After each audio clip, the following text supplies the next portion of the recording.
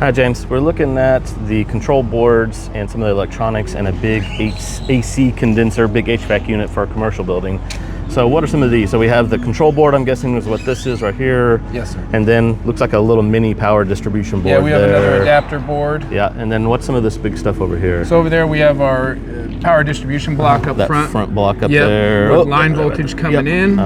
And being distributed out to these components. These components are contactors. Okay. They're just essentially switches that turn on and off the compressors and condenser fans to this unit. Gotcha, cool. Awesome, thanks man. Yeah, that's neat.